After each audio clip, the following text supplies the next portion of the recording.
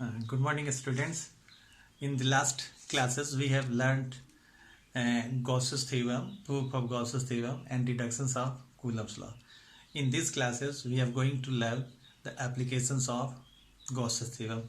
The first application is to find electric field due to a line charge.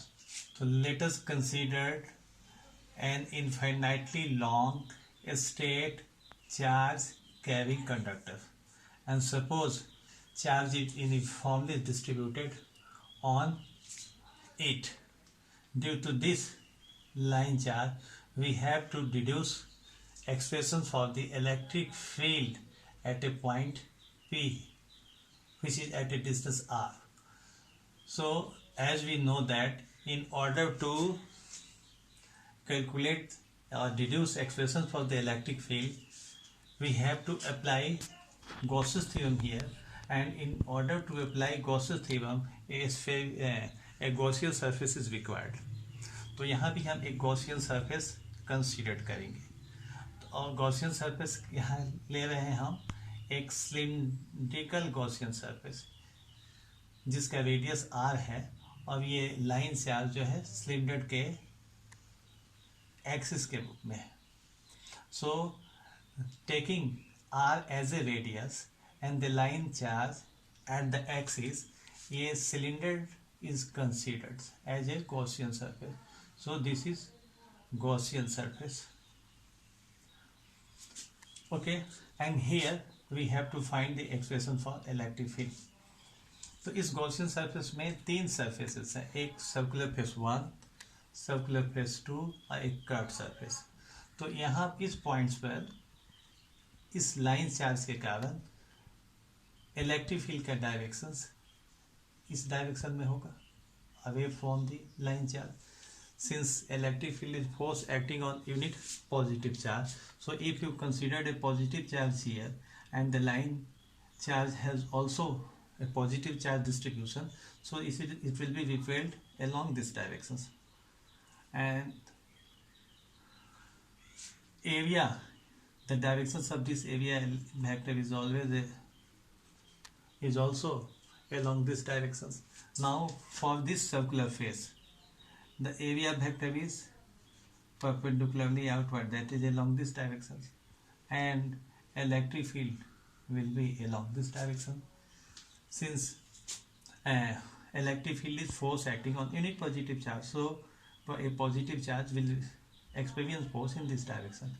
इस पर भी अगर हम एक इसका टुकड़ा लें सर्कुलर फेस का, तो यहाँ भी एरिया का वेक्टर का डायरेक्शन आउटवर्ड होगा और electric field will be along the same direction. Now हम इलेक्ट्रिक फील्ड निकालने के लिए इन दो फॉर्मूले को फ्लक्स दो तरीके से निकालेंगे. एक फ्लक्स निकालते हैं हम डिफिनीशन से, E डॉट डी एस, हम इसको डिफिनीशन कहें कि electric flux is defined as the dot product of electric field in area vector. और एक बार फ्लक्स निकालेंगे गॉसस थ्योरम से, इन दोनों को इक्वेट करके हम इलेक्ट्रिक फील्ड का वैल्यू निकाला करते हैं. तो पहला स्टेप क्या है कि हम एक गॉसियन सरफेस कंसीडर करें जो सुटेबली. दूसरा स्टेप है कि हम फ्लक्स निकालें. तो since according to definition flux is dot product of electric field in area vector, here d phi represent the flux through this area element. Therefore total flux will be equal to surface integral of E dot ds.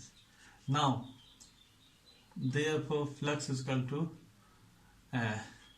as the closed surface is made of three surfaces, circular face 1, circular face 2 and curved surface. This is the curved surface, or this way this represents Gaussian surface. Gaussian surface. So flux will be equal to, for circular face 1 it is E dot ds.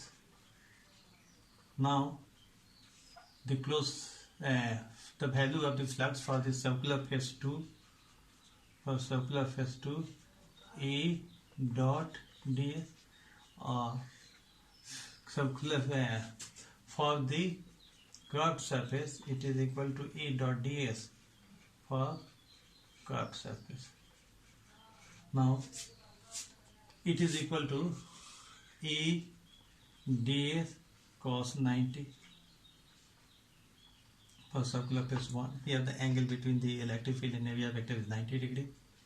Here also it is equal to E ds cos 90 for circular face 2, and for curved surface it is equal to E ds cos 0 for curved surface,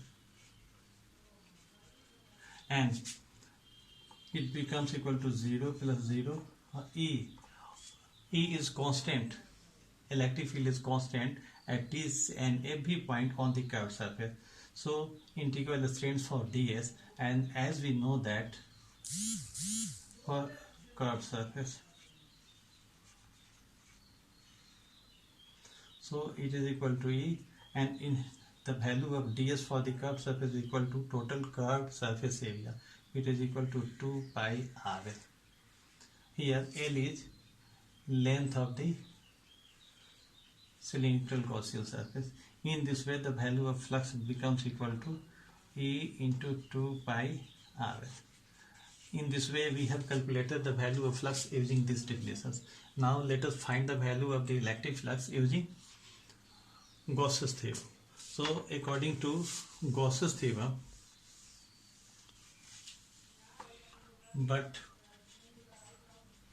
according to Gauss's theorem, flux is equal to 1 by epsilon naught, the charge enclosed, that is Q. And how much charge is enclosed? If lambda is linear charge density, then the charge enclosed by the Gaussian surface equal to lambda L. Here lambda is linear charge density, that is charge per unit length. So we have calculated the value of the electric flux using Gauss's theorem and using the definitions. Now equate these two expressions, and here it is clear that linear charge density is charge per unit length, charge by length. So Q will be equal to lambda into L. Now from equation 1 and 2, from 1 and 2, E into 2 pi RL is equal to 1 by epsilon of lambda L.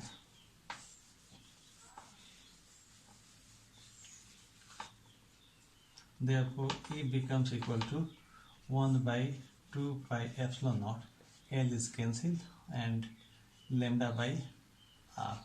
And I think that it is easy for us to memorize this expression in form of E is equal to 1 by 4 pi epsilon naught to lambda by R. It is the expression for the electric field due to the line charge. Now if we draw a graph showing the variations of electric field with distance from the line charge, the value will be like this. Since E is inversely proportional to, here E is inversely proportional to 1 by R. Okay, now our next application is to find the electric field due to a plane sheet of charge.